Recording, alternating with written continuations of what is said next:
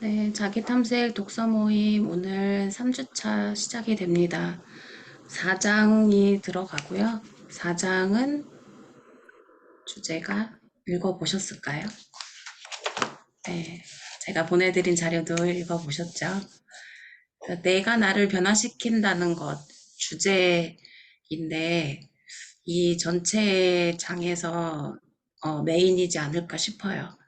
내가 나를 변화시키는 주체가 바로 나 자신이기 때문에 내가 어떤 걸 변화하고 싶은지 그 부분에 대해서 먼저 좀 염두에 두시고 예, 읽어보시면 더 좋을 것 같습니다.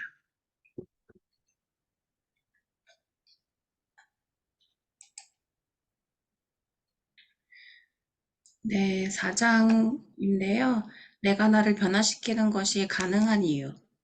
여러분들은 내가 나를 변화시키는 것이 가능하다고 생각하세요? 가능하다, 가능하지 않다. 가능하다라고 하면 한번 1번 눌러봐 주실까요? 채팅창에 1번.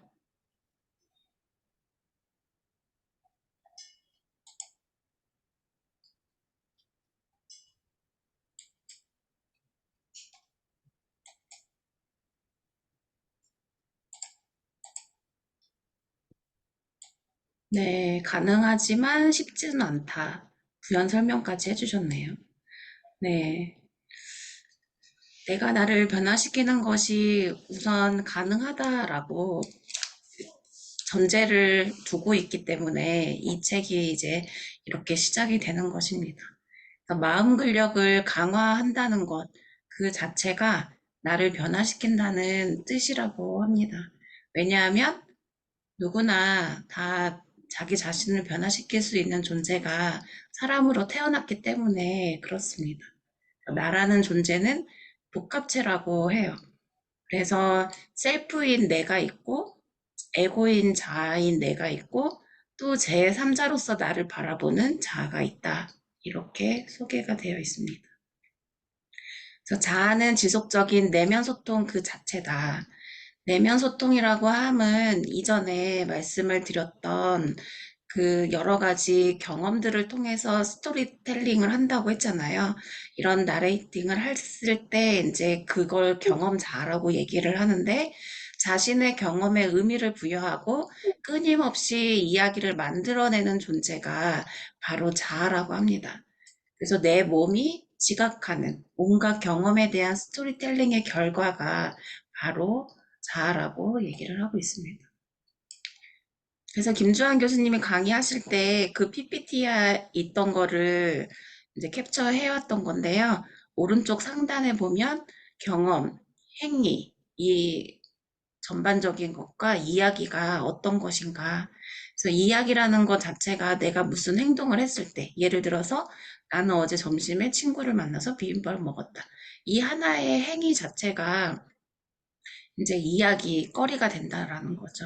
그래서 자의적으로 내가 기억하고 싶은 것만, 그리고 경험했던 것들 중에, 누군가와 소통을 하고 싶고 내가 기억하고 싶은 것을 의미를 부여했을 때 그게 스토리텔링이 된다. 그래서 끊임없이 스토리텔링을 하는 존재가 바로 우리 자아에 있는 의식이라고 소개를 해주고 있습니다. 그렇다면 난 단 하나의 고정된 실체라는 환상에서 벗어나야 된다라고 얘기를 하고 있습니다. 이거는 또 무슨 말이냐. 앞으로도 계속적으로 환상을 깨뜨려야 된다라는 것을 계속 소개해주고 있거든요. 그런데 이제 내가 내 안에 또 다른 내가 있다. 그 노래 가사도 있죠. 가시나무. 아시죠? 그러니까 내가 나인 것 같으면서도 아닌 것 같으면서도 아리송하고 이런 부분들이 분명히 있을 텐데 그럴 때마다 하나의 나 자신이 어떻게 보면은 여러분들 그 사이코 드라마나 소시오 드라마 아시죠? 그렇게 연극을 했을 때 내가 나를 또 대변해주는 이중 자아라는 게 있어요. 그러니까 내가 하고 싶은 말이 지금 밖으로 나왔지만 속으로 이면에서는 또 다른 메시지를 꺼내고 싶은 걸 이중자아가 해주거든요. 그런 것처럼 내가 경험했던 그 자아가 온전히 내 자아가 아니라는 거죠. 그 안에 또 다른 나를 표현하기 위해서 이런 실체라는 하나일 것이다 라는 것을 이제 벗어날 필요가 있다라는 것을 알려주고 있습니다. 그렇다면 작은 소주제인 내 부모님이 아니라 우리 부모님이라고 말하는 이유가 뭘까? 내가 생각하는 나 자체가 하나가 아니라고 얘기한 것처럼 나는 존재하지 않는 허상이다. 이렇게 표현을 하고 있어요. 이해가 되세요? 저 이거 몇 번이나 읽었는지 몰라요. 제가 잘 이해가 안 돼서 여러분들한테 질문을 해봅니다. 내면 소통을 함에 있어서 스토리텔링을 하는 거는 내가 말한 것을 제일 먼저 내가 듣거든요. 그러니까 말하고 듣는 게 거의 동시에 이루어지는데 이게 하나의 자아에서 시작이 되는 걸까? 그러니까 내가 생각하면서 말하는 것도 있을 수 있고 생각하지 않으면서 또 말이 튀어나올 수 있거든요. 내가 왜 이 말했지? 하고 이렇게 이 말 괜히 꺼냈다. 이렇게 후회한 적 있으시잖아요. 그러니까 깜짝 속는 거죠. 그러니까 내가 생각하는 나가 어떻게 보면은 또 다른 나 자신일 텐데 그 자는 내가 의식 속에 있지 않은 무의식 속에 있는 자아라고 또 표현할 수도 있을 것 같아요. 그래서 분명히 깨달아야 할 마음 근력을 이런 것들을 이제 알아야지 자기 조절력 향상 훈련도 가능해진다라고 소개가 돼 있어요. 이전에 이제 얘기해줬던 내 존재는 배경자아라고 했잖아요. 이런 배경자아가 실제 경험하고 있는 경험자아가 다가 아니라는 거예요. 그렇다면 기억하고 싶은 나, 그러니까 겉으로 보이고 싶은 나, 이게 전체 나가 아니기 때문에 그 나가 하나가 아니라는 것을 기억하시면 좋겠다. 그래서 이 주제에서 부모님이 내 부모님이 아니라 우리 부모님이라고 얘기한 이유는 나의 몸을 포함한 나의 모든 것을 낳아주신 분이다. 이렇게 소개를 해요.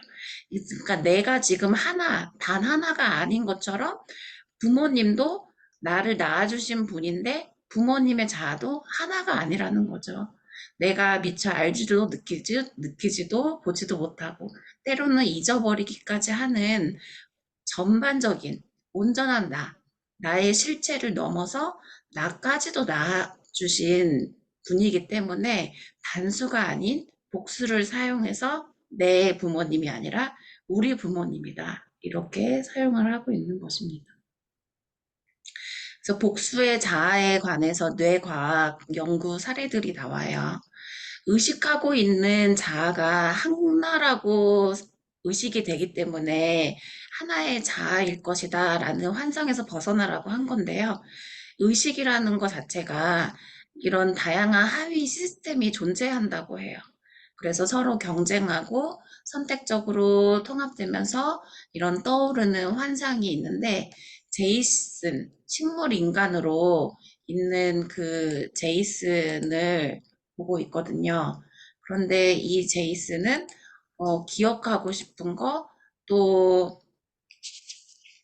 제이슨이 실제로 식물 인간이기는 하지만 실질적으로 소통할 수 있는 부분 딱 한 장면이 있잖아요. 그래서 그런 부분에서 페이지 160쪽에 나와 있습니다. 그러니까 의식하지 못하는 제이슨이 아버지하고 통화할 때는 멀쩡하게 통화를 한다고 해요. 그게 이제 텔레폰 증후군이라고 소개가 되고 있습니다. 그래서 신경과학자 라마찬드라는 제이슨의 증상을 텔레폰 증후군이라고 명명까지도 했었는데, 아니, 식물인간이 어떻게 전화를 통해서는 아버지하고 멀쩡하게 대화를 할 수 있을까? 이게 인간으로서는 도저히 생각하고 상상할 수조차 없는 그런 모습이거든요. 근데 그런 모습들이 결국에는 이렇게 의식으로, 선택적으로 통합할 수 있는 이런 의식이 있기 때문에 이런 면들도 가능하다라고 소개를 해주고 있습니다.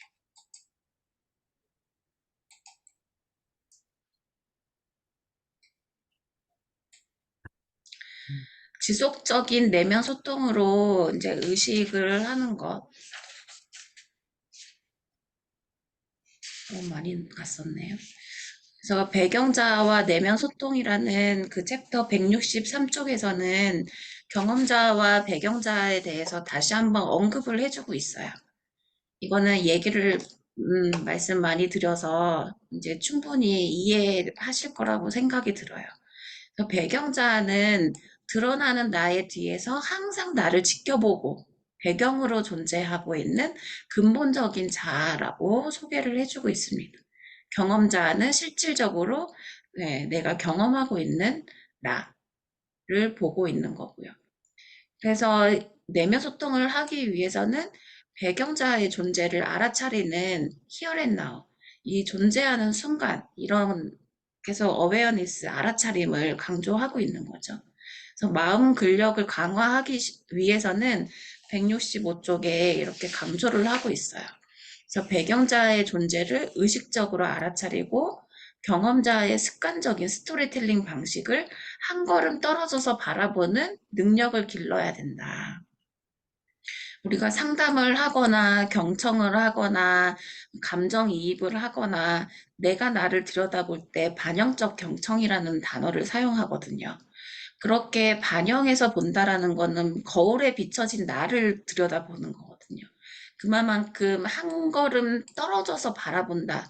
이렇게 조망한다는 뜻이 배경자를 그 존재가 있다라는 거를 알아차리는 거거든요. 다 같은 개념이에요. 그 개념을 설명하는 단어가 조금씩 다를 뿐이지. 그래서 마음 근력, 내면 소통을 하기 위해서는 내 존재가 단 하나가 아니라 여러 자아가 존재하고 있다. 그것을 의식적으로 알아차리는 것. 이런 것이 이제 내면 소통을 할 때 마음 근력을 강화하기 위한 전제 조건이다라고 이해하시면 될 것 같습니다. 그래서 배경자를 알아차리는 것 자체가 내면 소통의 출발점이고 마음 근력을 훈련하는 데 있어서 첫 걸음이다. 네, 오타가 있었네요. 그래서 배경자아와 진정한 나를 비유할 때 영화관의 스크린과 그 스크린에 비치는 영상, 또 바다와 파도에 비유해서 설명을 하고 있습니다. 스크린은 항상 그 스크린이 존재하고 있기 때문에 스크린에 비춰진 영상이 우리의 경험자라고 볼 수 있는 거고, 바다와 파도도 바다는 항상 존재하는 거죠. 그래서 파도는 그 파도의 세기에 따라서 또 달라지는 거고요. 그렇기 때문에 배경자와 진정한 나, 이런 부분에 대해서도 나와 있습니다.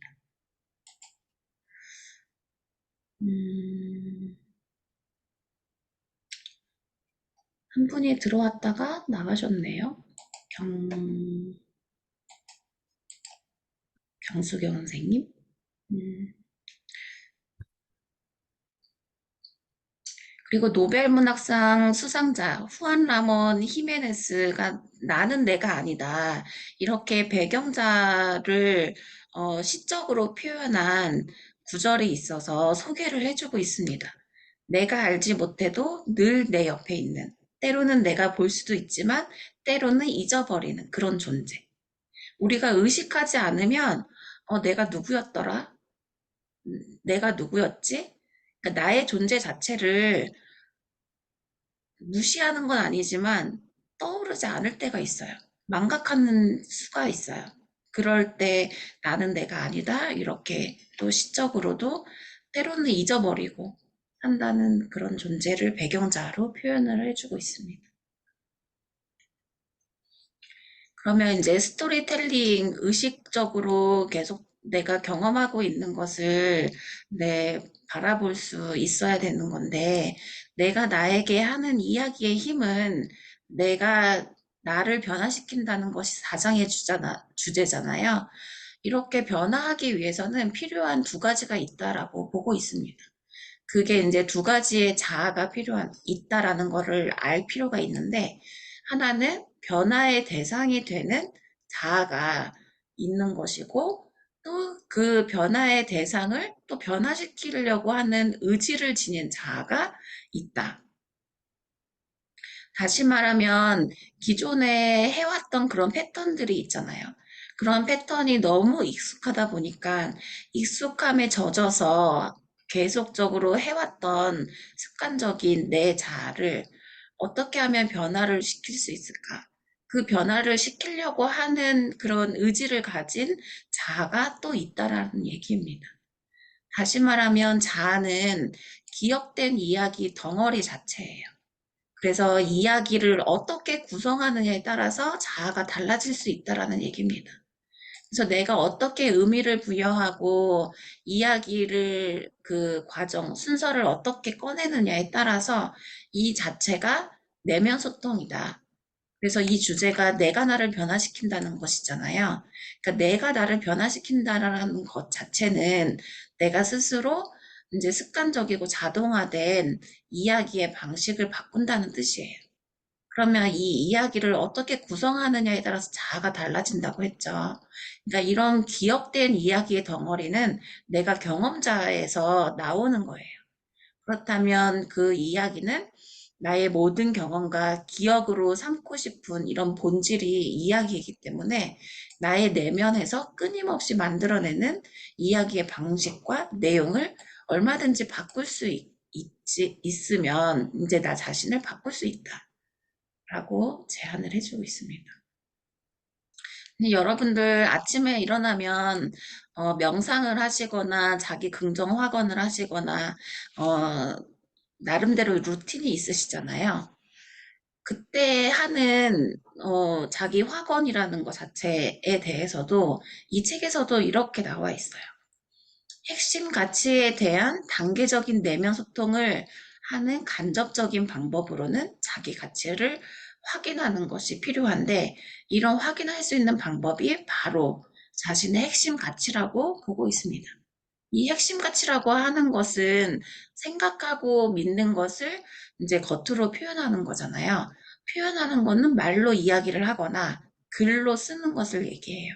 그래서 자기 확언을 할 때 일기를 쓰고 그날의 감정 상태에 대해서 감정 일기를 쓰고 그날의 날씨를 감정에 비유해서 또 날씨로 표현하는 경우도 있고 다양한 형태로 글로 남겨줄 수 있는데 이러한 것들이 나 자신의 핵심 가치를 어떻게 표현하느냐에 따라서 이런 이야기거리가 바뀌어지면 내 자신도 바뀌어진다는 겁니다. 그래서 근본적으로 변화시킬 수 있는 유일한 사람은 다른 누구가 아니라 바로 나 자신이라는 거죠. 그래서 나에게 끊임없이 이야기하는 존재가 나의 의식은 끊임없이 소통을 하는 존재이기 때문에 그래요. 그래서 내가 생각하고 의도하고 의지하고 계획하고 마음먹은 것 이러한 모든 다양한 종류의 내면 소통이 있기 때문에 내가 나를 변화시킬 수 있다라는 것을 얘기하고 있습니다. 이건 지난 시간에 얘기했던 회복 탄력성이 또 내가 나에게 어떤 이야기를 하느냐에 따라서 자기 조절력도 강화시킬 수 있는 거고 대인관계력이나 자기 동기력도 결정되는 부분이 이런 이야기에서 나온다는 겁니다. 이해되시죠? 지속적인 내면 소통으로서의 의식의 이 작은 주제에서는 의식이 시 공간을 만들어낸다. 라는 이런 작은 소주제에서는 이제 안토니오 다마지오라는 인물이 나와요. 그 다마지오가 마음과 의식을 구분하는 것을 처음 발견을 했다고 합니다. 그래서 마음은 좀 더 기본적인 것이고 의식은 부가적으로 부여된 기능이라고 제시를 하고 있어요. 이렇게 제시한 이유는 마음이 하는 여러 가지 일을 지켜보고 알아차리는 것이 의식이라고 얘기하고 있습니다. 그래서 의식 자체가 마음이 하는 일을 지켜보는 유일한 방법이고 통로라고 하고 있어요. 그러면 의식이 마음 작용을 지켜본다 라는 뜻은 다시 말하면 내가 어떻게 마음을 쓰느냐, 기본적으로 그 바탕이 되고 있는 이 마음이 내가 어떤 식으로 스토리텔링을 하고 있느냐에 따라서 그런 마음 작용을 지켜본다라고 보고 있는 거예요. 그러면 마음 작용에 대해서 스토리텔링을 한다. 그러면 스토리텔링이 뭐냐? 내가 뭔가를 생각하고 느끼고 경험하는 것. 이게 경험 자아잖아요. 그러니까 경험 자아가 느끼고 생각하고 경험한 것, 이런 오감, 감각을 통해서 모든 정보를 입력을 했을 때 그런 부분에서 기억하고 있는 것. 그러한 모든 것이 다 스토리텔링이다. 라고 이해하시면 될 것 같아요. 이제 제인스의 이론에서 핵심 개념이 양원의식이라고 나와 있습니다. 이런 양원의식은 우리 대뇌가 우뇌와 좌뇌로 구분이 돼 있잖아요. 그래서 좌뇌가 하는 역할과 우뇌가 하는 역할이 다릅니다. 근데 좌뇌가 모든 것을 혼자서 결정한 독자적인 나라고 보여진다면 우뇌는 더 이상 아무런 목소리도 낼 수 없는 영원히 침묵하는 죄수로 표현을 해주고 있어요. 그런데 이제 조현병 환자를 생각하다 보면 조현병 환자는 우리 일반인들이 경험하지 못하는 그런 환청이나 환시나 이러한 감각이 우리가 듣지 못하는 것을 듣고 보지 못하는 것을 보는 거잖아요. 그렇기 때문에 우뇌가 지금 기능을 어, 제대로 하지 못하고 있는 부분들을 어떻게 보면은 이런 양원의식 붕괴된 것, 이러한 것을 어, 조현병 환자를 이런 환청 부분을 얘기하면서 또 제시를 해주고 있어요. 음, 이해가 되실까요? 자네하고 우네는 서로 이야기를 하고 듣고 서로 하는 기능이 다르기 때문에 이러한 부분들 역할이 이제 기능이 다르다 보니까 어, 입력하는 게 있으면 그게 아웃풋이 있어야 되잖아요. 근데 그런 아웃풋 자체가 이제 이런 증상들이 있을 때 서로 다르다는 거죠. 그래서 제인스가 말하는 건 결국은 양원의식 자체가 붕괴되어 있다라고 하는 것은 어떻게 보면은 메타 의식 자체를 우리가 생각하고 있는, 느끼고, 지각하고, 경험하고 이러한 의식 자체에 대한 전반적인 부분들을 이렇게 구분하고 있는 것을 이제 구분하지 말자. 이렇게 이해하시면 될 것 같아요. 핵심 개념이라고 하면 유사자, 또 신체자, 이런 생소한 단어가 이런 개념들이 나오긴 하는데 이런 유사자가 어떻게 보면은 우리가 생각하고 있는 그런 배경자하고 같다. 또 칸트가 소개하고 있는 초월적인 자아하고도 같다. 또 에드문트 후설이 말하는 순수 의식하고도 이런 배경자아가 다 같은 유사자아랑 같은 개념이다. 또 우리가 이제 행동하고 말하고 생각하고 네, 10분이 남았대네요. 이런 부분들이 이제 신체 자아다. 이것이 바로 경험 자아다. 라고 보고 있죠. 우리가 실제 느끼고 있는 이런 감정은 우리 뇌에서는 시공간을 초월하는 게 맞거든요. 그런데 의식 자체가 시공간을 만들어낸다고 보고 있어요. 그 말은 이제 우리가 판단하는 그런 부분들, 어, 칸트와 현대 과학을 거치는 동안 인간의 의식이 이야기를 만들어냈고 그 이야기가 있어서 인간관계를 또 인간관계가 시공간을 시공간이 우주를 만들어냈고 태초에 있었던 거는 의식과 이야기다. 이것이 이제 로고스다. 이렇게 설명을 해주고 있는데 결국에는 인간의 의식이 있었기 때문에 이렇게 시공간을 만들어내는 것이 가능했다라는 거예요.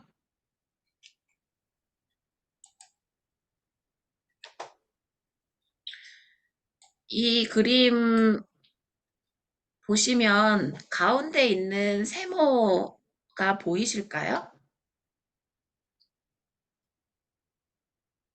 어떻게 보면 동그라미와 선으로 그려져 있는 세모가 있는데 보이지 않는 하얀 면으로 된 거 삼각형이 어떻게 보일 수 있을까요? 이렇게 본다는 것 자체는 능동적 예측이라는 것으로 또 표현이 되고 있는데 이런 시각적인 그런 부분들이 어떻게 보면은 우리가 의식을 그대로 거울처럼 투명하게 반영하는 그런 느낌을 의식이 알아차리고 있는 거죠. 그런데 이런 세상에 존재하는 실체라는 착각을 심어주는 것이 또 의식이라고 보고 있습니다. 그런데 이제 사람이 동물과 다른 이유는 이런 뇌의 기능 중에서 예측할 수 있는 거, 판단할 수 있는 거, 이런 것들을 앞으로는 그 다음에 어떻게 전개가 되는 건지 계속 유추해서 생각해 볼 수 있는 거잖아요.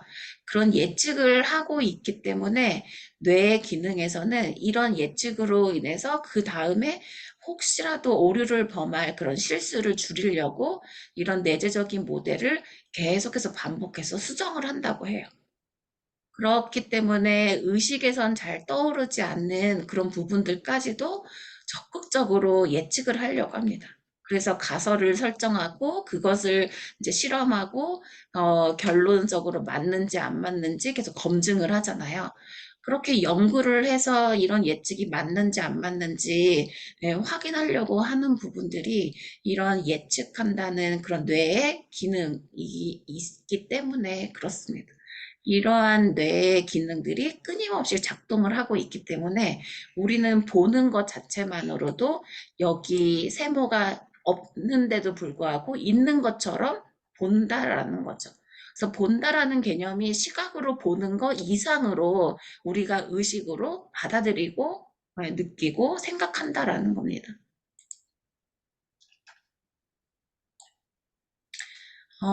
물리학자 위그너가 사고 실험 제안을 하면서 인간의 의식에 대해 또 다른 근본적인 문제를 제기하고 있어요. 그 그림에도 나와 있는데 위그너의 친구와 위그너 또 언론사 기자, 이 언론사 기자가 어떻게 보면 제3자거든요. 그런 관찰을 실질적으로 하지 않았음에도 불구하고 관찰을 한 것처럼 느껴지는 제3자의 인물이에요. 그게 가능한 이유가 결국에는 의식이 있기 때문에 그렇다라는 겁니다. 그래서 나를 바라본다는 건 이거는 알아차리기 위해서는 나를 동시에 바라보는 또 다른 제3의 시선이 있다라는 것을 또 제시해 주는 거거든요. 그래서 제3의 시선이 필요하다. 이런 변증법적인 논리의 기본 원칙이 이때부터 시작이 된 거예요. 그래서 삼자 관계가 양자 관계에 선행이 된다. 왜냐하면 둘의 관계를 맺을 수 있는 것은 제3의 인물이 있어야지 둘의 관계를 맺을 수 있다라는 것을 얘기합니다.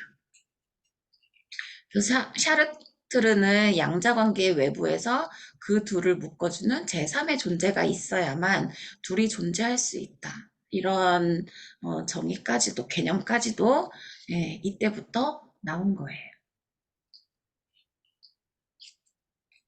앞으로 남은 시간이 5분이 채 남지 않아서 여기까지 개념을 설명하고 잠깐 여러분들이 생각하고 느끼고 소감을 잠깐 나누고 여기서 1부를 마치고요. 잠시 링크를 다시 드릴게요. 그래서 2부를 시작하면 좋을 것 같습니다.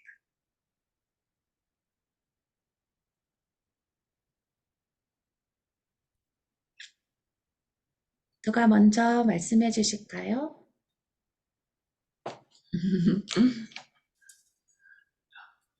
아, 네, 좀 이렇게 쉽지 않네요. 쉽지 않, 우리가 이제 일상생활 속에서 생각하는 의식은 아마도 이제 칸트 시대의 생각들을 많이 가지고 있는 것 같은데, 지금 현대 과학의 발달 과정에서 그 의식에 대해서도 새롭게 생각을 할 필요가 있다는 거 다시 한번 인식하게 됐는데, 그게 좀 현실에 맞지 않은 생각은 들어요. 항상 내 안에 여러 가지 생각이 있는 것에 대해서 좀 혼란스럽게 느끼는 경우가 많은데, 이런 기준을 가지고 좀 나를 돌아보게 되면, 아, 이것은 배경자구나, 이게 경험자구나, 그게 따로 이렇게 존재하는 것이 이상한 것이 아니구나, 라고 생각할 수 있어서 좀 더 좀 안정감도 느껴지고, 음, 기대가 됩니다. 이렇게 의식에 대한 생각을 바꿀 때 내가 어떻게 행동을 하게 될지에 대해서 좀 기대가 됩니다.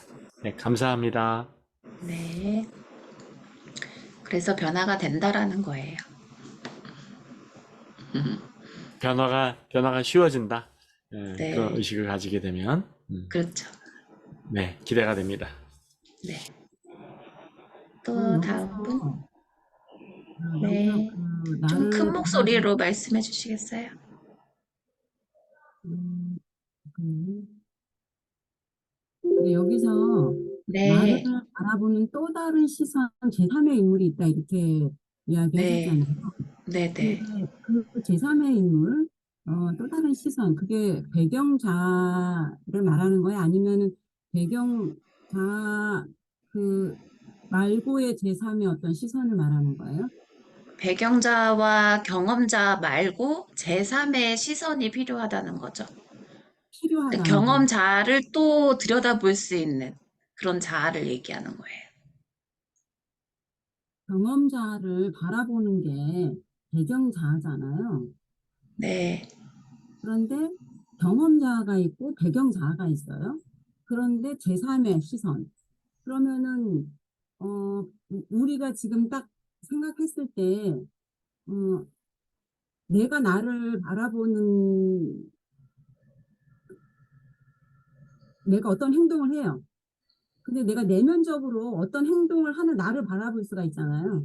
그럼 어떤 네. 행동을 한다는 거는 경험자하고 어떤 그렇죠. 행동을 하는 내면으로 바라보는 거는 배경자라고 볼 수 있거든요. 그렇죠. 근데 그거를 또 바라본 또 다른. 제3의 시선, 이 네. 필요하다로 얘기를 했잖아요.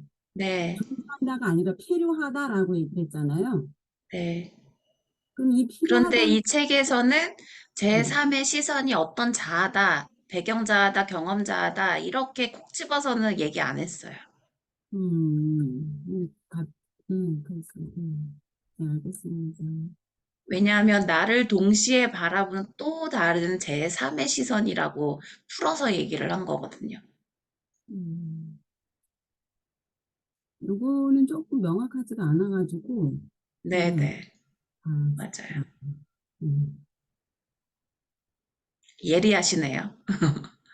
근데 저는 이 부분을 많이 경험을 하고, 내가 음, 그렇게 그 생각하고 깨달은 그런, 뭐지, 그런 부분들이 많이 있거든요. 경험도 많이 있고. 예를 들어서 어떤 경험이냐면, 제가 교회 가서 기도를 할 때가 있거든요. 음, 근데 눈물 찔찔 짜면서 이제 기도를 하고 있는데, 어, 그렇게 기도하면서 그렇게 기도하고 있는 내가 나를 보는 거예요.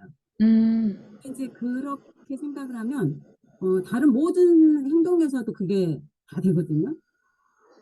그래서 저는 이 부분을 많이 경험을 했고, 또 실제로 그거를, 이게 메타인지하고도 조금 이런 생각을 해봤어요.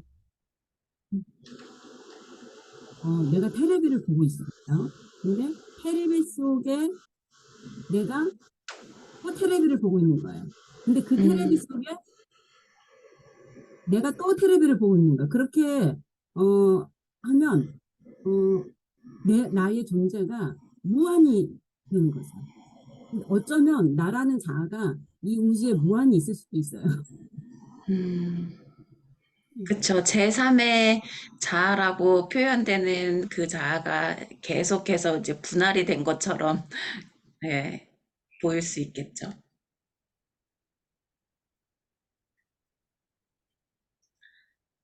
다른 분들은 입장은 안 하시려고 하시는지. 또 들어오는 이게, 건지 이해가 안 됐을 수도 있을 것 같은데. 네?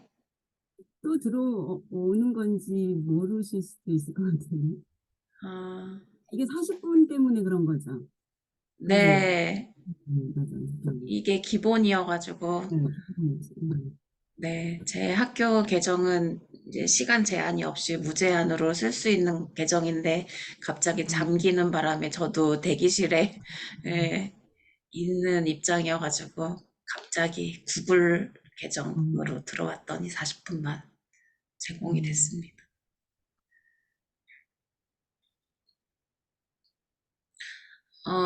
진도 나가고 하는 것은 나눠준 자료를 한번 읽어보시면 될 것 같고, 서로 나눔이 더 필요하지 않을까 싶기도 한데, 어떠세요? 그래서 내가 나를 네, 변화시킨다는 것 자체가 어떻게 보면 그 내면 소통에서 마음 근력을 강화시켜야 된다는 얘긴데, 마음 근력을 강화시킬 수 있는 주체는 바로 나 자신이라고 하잖아요. 그래서 음, 나의 자아와 의식과 이러한 설명이 계속해서 있는 거거든요. 그러면 내가 나를 어떻게 바라보고 있느냐에 따라서 또 달라진다는 거거든요. 음, 음, 변증법적이라는 것 자체가 음, 꼬리에 꼬리를 물고 예, 계속해서 그 다음은 이렇게 예, 검증해 나가는 것 같아요.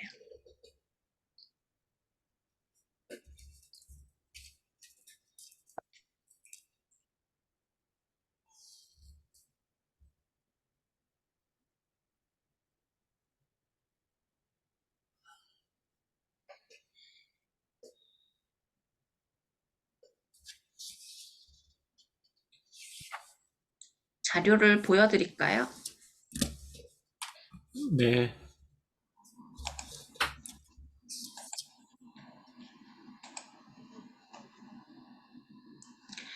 의식이라는 것 자체가 어떻게 보면은 뇌가 만들어내는 환상이 단일성, 동시성, 연속성, 체화성, 수통성 이렇게 여러 가지 특성들을 소개를 해주고 있어요.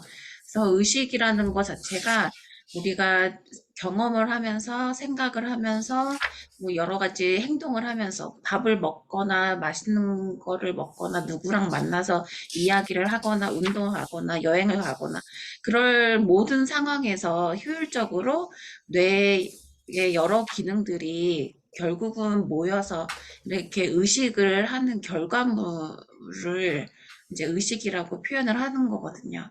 그래서 의식의 특성은 굉장히 오랜 습관적인 거. 어떻게 보면은 내가 익숙해 왔던 나의 패턴들, 몸에 체화된 여러 가지 그런 습관들, 그게 어떻게 보면은 또 의식이기 때문에 이런 의식이 여러 가지 특성들에 어 만약에 갖다 대입해서 한번 생각해 본다라고 하면 이런 상황에서는 어떻게 되고 또 저런 상황에서는 어떤 식으로 적용이 될지 이런 부분들을 통해서 나를 잘 조절하고 변화시킬 수 있다. 이런 부분들인 거죠. 우리 흔하게 얘기하는 장님이 코끼리를 만질 때 장님이 다리를 만지느냐, 코를 만지느냐, 귀를 만지느냐에 따라서 어, 기억하고 느끼고 이런 감각적인 걸로 바라본 게 다라고 생각하잖아요. 근데 하지만 입체적으로 또 여러 가지 돌려서 또 볼 수 있는 그런 우리 사람으로서는 의식이 여러 가지 장님이 한 가지만 볼 수 있는 게 아니라 여러 체험을 했던 것들을 종합해 볼 수 있는 거잖아요. 그래서 단일성과 동시성, 연속성, 체화성, 수동성 이러한 것들이 어떤 기능을 하고 우리가 보고 있는 것이 다가 아닐 수 있다. 이런 것들을 계속 논리적으로 네, 반박하면서 근거를 또 제시해 주면서 이렇게 우리를 설득시키고 있는 거예요. 이제 조금 더 가면은 이게 내면 소통이 자기 개발책인가, 과학책인가 이렇게 또 헷갈릴 수 있어요. 이제 시작이라는 거 이해하시면 좋겠네요. 음. 이런 의식의 특성들은 한 번씩 책으로 읽어보세요. 내가 이해가 되고, 우리를 설득시키려고 하는 김주환 교수님이 어떤 메시지를 계속 전달을 하고 싶어 하는지를 이렇게 요약본으로 보는 거랑 전체 스토리를 읽는 거랑 또 다르니까 한번 읽어보시기를 추천을 해드리고요. 그래서 결국에는 의식의 본질이 지속적인 내면 소통의 과정이고, 내면 소통의 주체가 나 자신이기 때문에 나라는 자아는 경험자와 배경자아가 있다. 이거는 확실히 이제 개념 정립이 잘 되신 것 같고, 마음 근력 훈련을 한다는 것 자체가 나의 습관적이고 지속적인 내면 소통의 내용과 방식을 건강한 방향으로 바꿔가는 것을 의미한다. 내면 소통의 내용과 방식은 아까 말씀드렸던 스토리텔링이에요. 그 이야기, 경험의 덩어리, 이런 것들을 어떻게 바꿔나갈 것인가. 거기에 초점을 두시면 됩니다.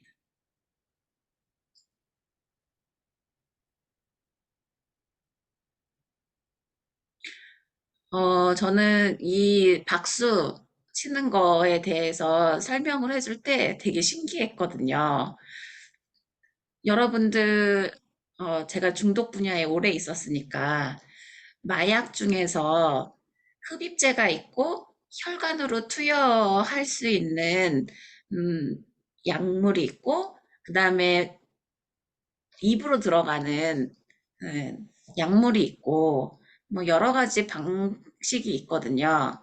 그렇다면 뇌에 전달되는 그리고 가장 치명적인 중독의 물질은 어떤 방식으로 우리 몸속에 들어올 때, 도달할 때 가장 영향이 클까요? 1번 코, 2번 입, 3번 혈관. 3번 혈관? 땡, 2번 입. 그러면 땡. 코. 네. 음, 솔직히 팍. 흡입제가 제일 치명타라고 해요. 그건 왜 그렇죠? 우선 코로 흡수하는 순간 바로 뇌에 도달되는 거니까요. 네, 그 전달 속도가 제일 빠른 건가 봐요. 예, 가장 전달되는 속도가 거의 동시에 이루어지는 거니까요. 혈관은 이제 혈관을 통해서 뇌로 가는 거고, 입은 입을 통해서 가는 건데, 코에서는 냄새와 이 점막을 통해서 바로 뇌로 연결이 되니까요. 0.000 몇 초밖에 안 돼요. 음, 음. 그래서 코가 헐고, 그럼에도 불구하고 계속적으로 이렇게 마약이라고 하면은 그런 내성이 생기고 계속 갈망이 생기는 게 특성인데 계속 생각나게 만들어요. 음. 그 갈망증. 그런 것과 마찬가지로 여기에서 손뼉 친다는 거, 여기에서 이제 김주환 교수님이 하나하나 설명을 해주거든요. 손뼉을 칠 때 이렇게 촉각적인, 감각적인 것이 있고, 박수를 칠 때 이 손뼉이 마주칠 때 들리는 소리가 있고, 그럼 청각. 이 손이 손과 마주치려면 또 시각적인 것도 필요하잖아요. 그러면 제일 빠른 거는 또 어떤 걸까? 어, 저는 빠른 되게 거? 재미있게 읽었어요. 시각, 청각 또 하나가 뭐였죠? 이거 촉각. 촉각. 시각이 제일 빠를까요? 땡.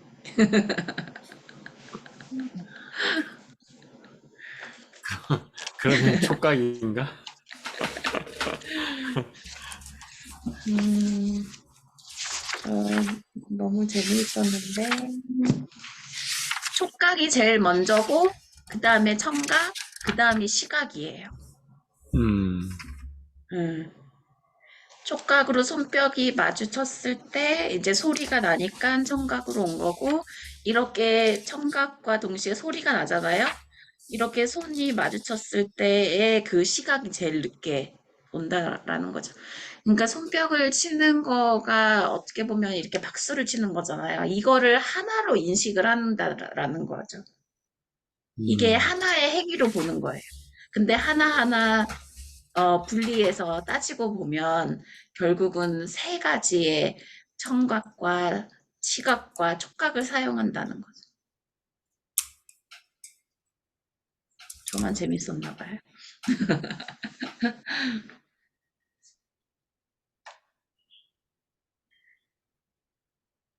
결국은 우리가 알아차리고 우리가 의식적으로 느끼고 하는 것들, 이러한 모든 것들이 하나로만 온전히 이루어지는 것이 아니라는 것을 보여주고 있어요.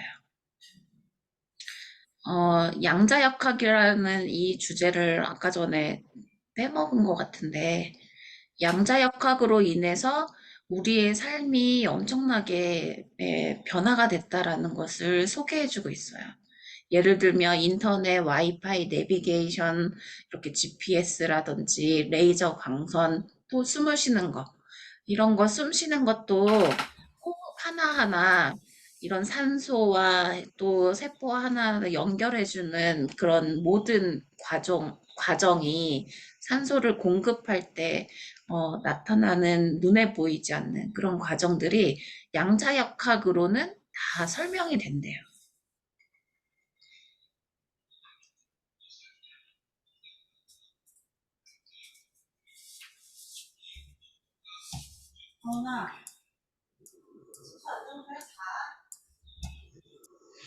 그래서 우리의 몸 자체, 아까 박수 치는 것을 말씀을 드렸는데, 우리 몸 자체가 우주인 거고, 이 우주라는 것은 몸과 상호작용을 통해서 퀄리아와 어포던스로서 생산된 것이라고 표현을 해주고 있어요. 그래서 우리 몸을 기반으로 해서 생산된 우주가 우리 몸이다.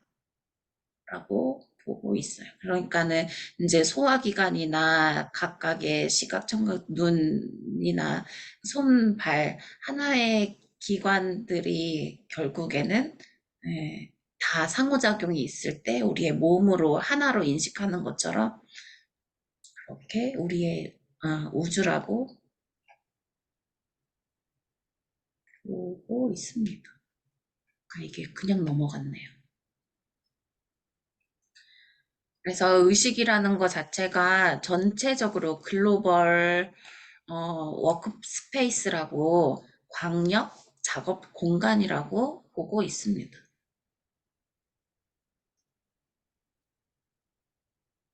우리가 시각으로 보는 거, 그거 하나만으로 인지를 하고 의식을 한다라고 하면 딱 그것만 봤을 텐데, 의식한다라는 거는 아까 본다는 거를 예측하는 것까지 뛰어넘어서 본다는 개념이 섰잖아요.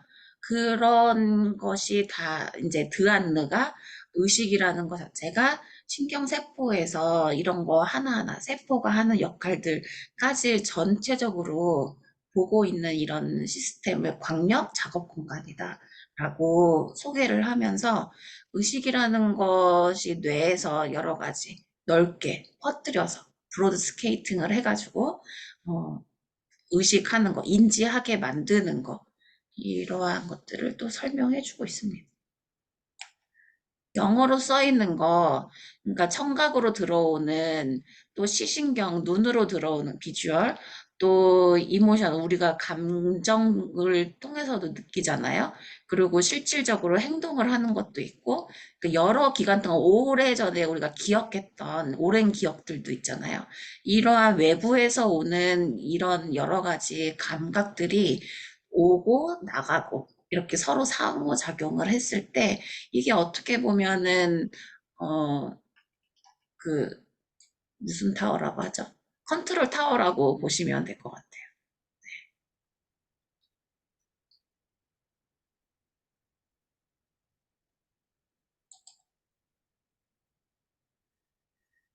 네, 오늘 나눠드린 4장의 자료를 가지고는 요 정도 네, 공유하고 나눠드리는 걸로 하면 될 것 같고요.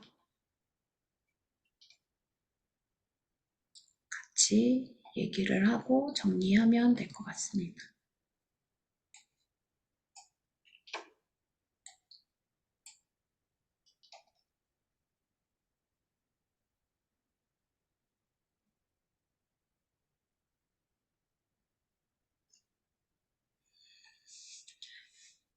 이렇게 지금 세 번째 시간인데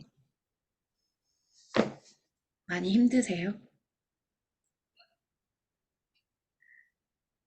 내용 정리를 분명하게 하려고 하면 조금 어렵긴 하겠죠? 그런데 이제 저는 사실 엄청 재미있어요. 왜냐하면 제가 이런 부분을 저는 뭐 이렇게 공부를 하거나 뭐 이런 건 아니지만 그냥 이렇게 이런 거를 많이 고뇌했다고 해야 되나? 이런 정서적인 측면의 이런 고민을 저는 굉장히 많이 했어요. 그래서 이런 생각들 지금 여기에 나오는 생각들 참 많이 했고 그 했는데 이제 이 책은 굉장히 구석구석 디테일하게 우리가 이해를 하게끔 되는데 사실 이렇게 너무 디테일해가지고 더 좀 간단하게 이해할 수 있는 그런 거를 오히려 조금 더 이게 더 복잡하게 생각하게 만들 수도 있거든요, 사실은. 그래서 그쵸. 이렇게 조금씩 완벽하게 어느 정도 자기가 이게 이런 거야라고 이렇게 설명할 수 있을 정도로 이렇게 짚고 넘어가면은, 그게 전체를 사실은 이게 간단한 건데 그걸 이해시키기 위해서 그런 논리적인 설명들이 막 엄청 많이 나오는 그런 거거든요. 그래서 어느 한 가지라도, 내가 이렇게 말로 설명할 수 있을 정도로 정리가 돼서, 어, 조금의 양이더라도 그렇게 하고 넘어가고 이렇게 하면은 엄청 음, 그 의식에 대한 이 부분이, 내면에 대한 부분이 엄청 공부가 많이 될 것 같아요.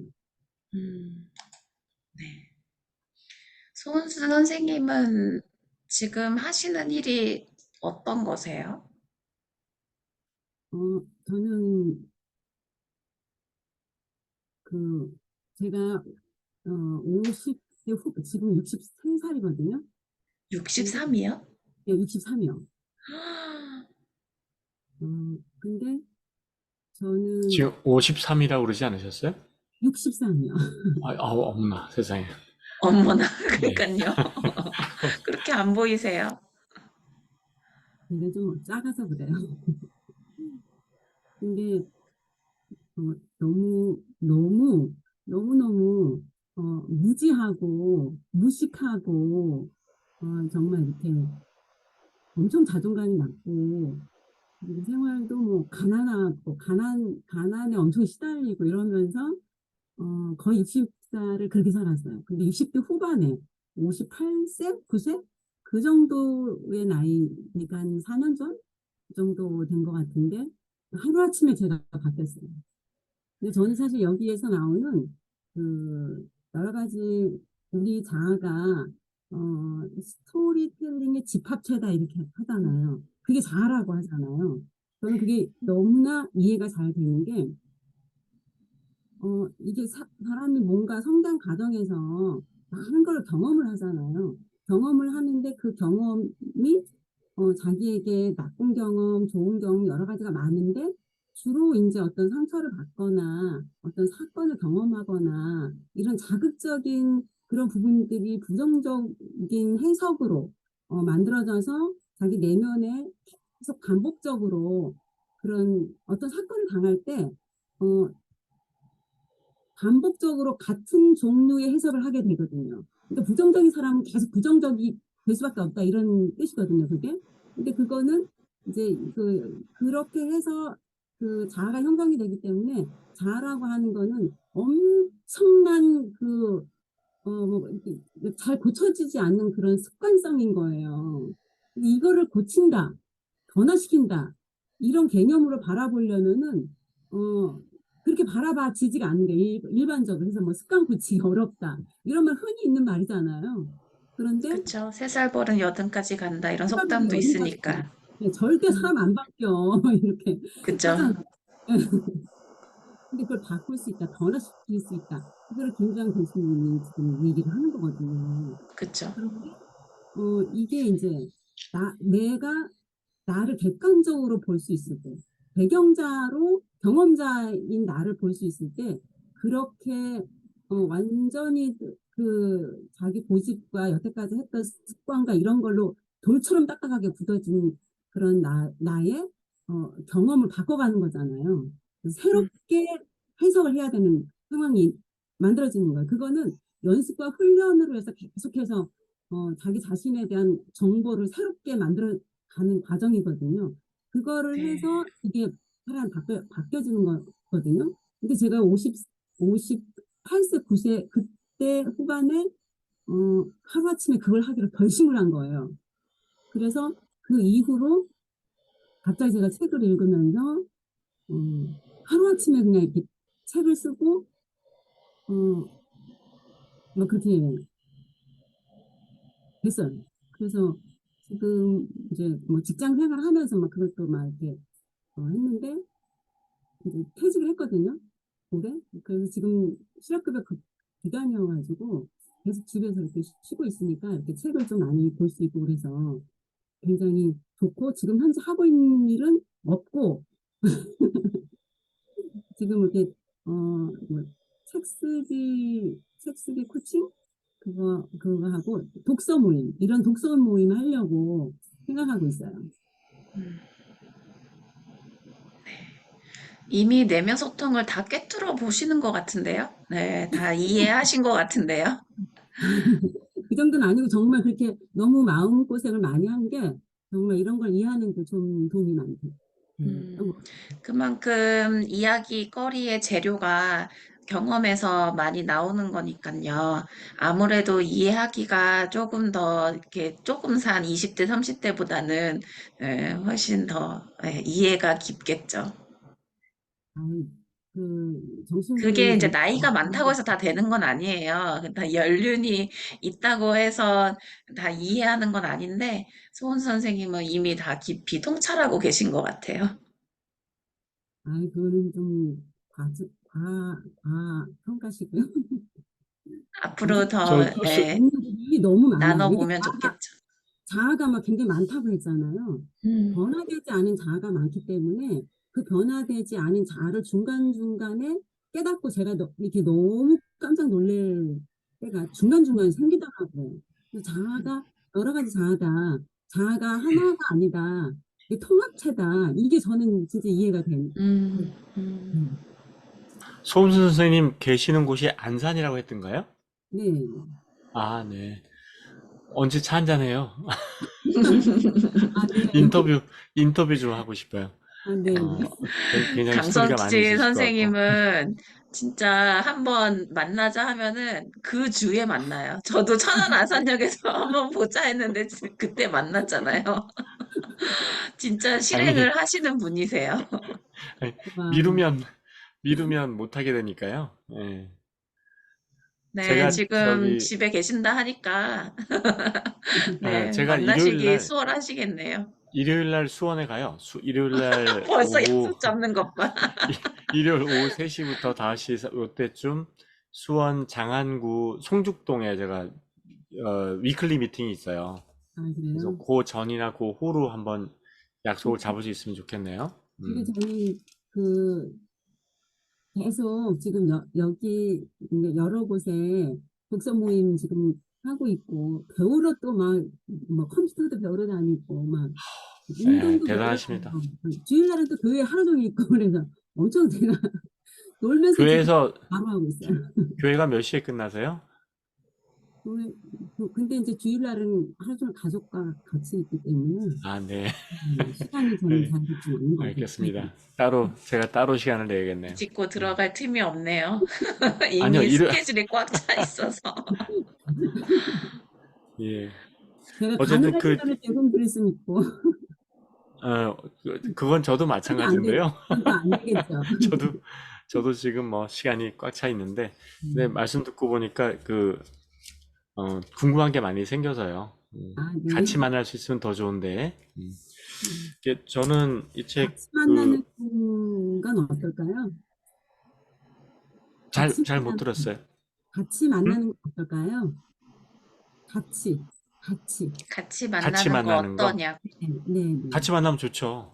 네, 그러면은 시간 한번 정해서 같이 저도 사실 궁금하고 이렇게 그 지효 선생님한테 여쭤본 거 싶은 것도 있고 그래서 같이 시간을 우리 여기 계신 분들 다 같이 네, 네, 단톡방에서 근데 한번 경험적으로 시간을 다 맞추기는 불가능하고요.